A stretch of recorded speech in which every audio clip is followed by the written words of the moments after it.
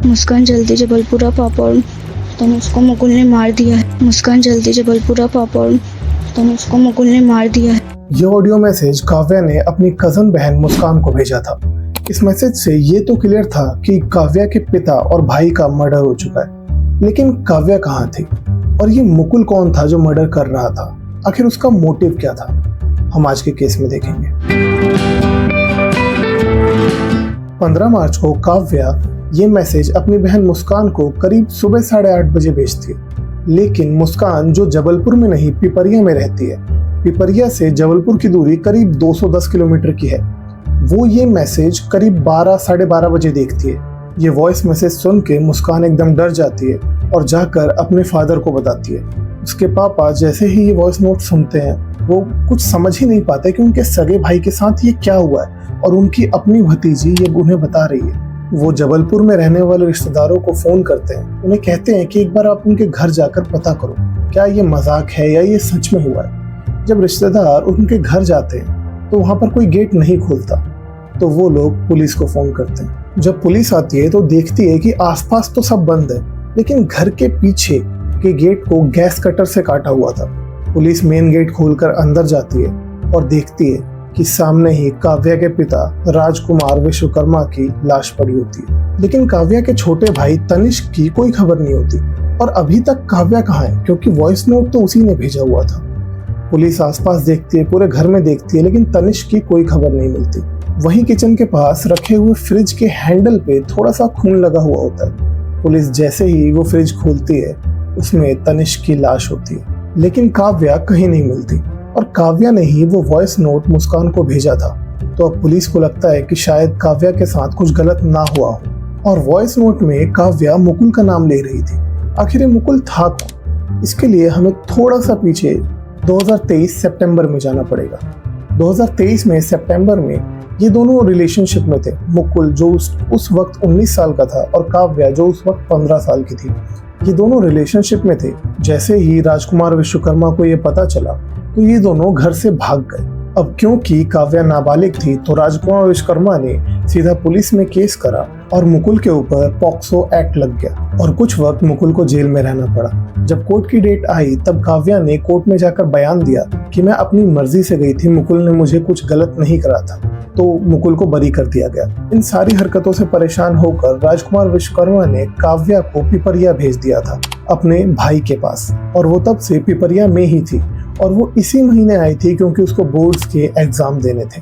Police ने अपनी investigation तो शुरू कर दी थी, लेकिन अब तक उनके पास कोई भी सुराग नहीं था और अभी तक काव्या कहाँ थी ये किसी को कुछ पता नहीं था। लेकिन जैसे ही सीसीटीवी फुटेज निकाली गई आसपास के घरों की और उस सोसाइटी की, बहुत सी चीजें क्लियर हुई, लेकिन बहुत से नए सवाल भी पैदा हुए। सीसीटीवी में क्लियर दिख रहा था कि करीब 12:30 बजे मुकुल अपनी लाल स्कूटी पे बाहर जाता है सोसाइटी से, और उसके कुछ ही देर बाद, कुछ ही मिनट बाद काव्या भी पीछे पीछे उसके जाती है। अब पुलिस को जो अब तक लग रहा था कि शायद काव्या के साथ कुछ गलत ना हुआ हो, अब पुलिस को लगने लगा था कि शायद काव्या भी इन सब में मिली हुई ना हो। अब पुलिस ने मुकुल के भाई से पूछताछ करी तो उसने बताया कि जेल से आने के बाद मुकुल का बर्ताव बिल्कुल बदल गया था।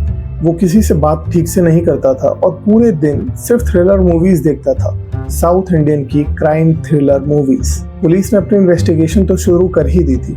उनको खबर मिलती है कि काव्या और मुकुल को अभी जबलपुर रेलवे स्टेशन पर देखा गया है। वो वहां पर जाकर सीसीटीवी देखते हैं, तो जब सीसीटीवी वो देखते हैं तो उनको दिखता है कि मुकुल और काव्या स्टेशन के अंदर जा रहे हैं, लेकिन करीब 15 मिनट बिताकर वो लोग दूसरे प्लेटफॉर्म से बाहर निकल जाते हैं। अब पुलिस को लगने लगा था कि ये सारी प्लानिंग मुकुल ने बहुत पहले से करी हुई थी। और रेलवे स्टेशन की सीसीटीवी में एक और चीज आई, काव्या मुकुल के साथ खुशी खुशी जा रही थी और हमने यही सेम चीज देखी थी जब वो सोसाइटी से भी जा रही थी, तो उसमें कोई घबराहट नहीं थी, वो आराम से मुकुल के पीछे जा रही थी। तो क्या काव्या भी इसमें मिली हुई थी?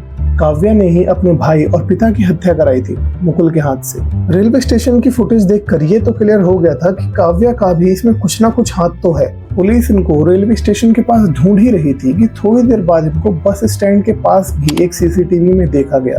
अब पुलिस एक जगह से दूसरी जगह तो जा रही थी, लेकिन उनको कोई सफलता नहीं मिल रही थी। और इधर घर के आसपास के सीसीटीवी में हमें ये भी मिला कि 15 मार्च जिस दिन ये मर्डर हुई उसी दिन मुकुल सुबह करीब 5:30 बजे घर के आसपास दिखा था। वो हाथ में ग्लव्स पहन के पन्नी में कुछ सामान लेकर घर के आसपास ही घूम रहा था। मतलब ये सब प्री प्लान था। और इधर पोस्टमार्टम रिपोर्ट आ जाती है। पोस्टमार्टम रिपोर्ट में ये आता है कि राजकुमार की मौत तो उसी वक्त हो गई थी, लेकिन उसके छोटे भाई तनिष्क की मौत उस वक्त नहीं हुई थी जब उसके सर पर चोटें लगी थी। उसकी मौत फ्रिज में हुई थी। मतलब ये कि जब वो लोग उसको फ्रिज में रख रहे थे तब तक वो जिंदा था। पुलिस को अब तक कुछ भी पुख्ता नहीं मिल रहा था। वो एक जगह से दूसरी जगह जा रहे थे, लेकिन वहां पहुंचने से पहले ही ये लोग लोकेशन चेंज कर दे रहे थे। ये लोग कंटिन्यू ही ट्रैवल कर रहे थे।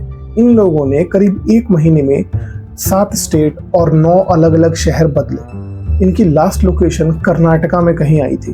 अभी भी पुलिस इनको ढूंढ ही रही है। अभी भी ये पकड़े नहीं गए हैं। मुकुल ने जो इतनी मूवी देखकर मर्डर का प्लान बनाया और पुलिस से कैसे बचना है ये देखा, ये शायद थोड़ा काम आ रहा था।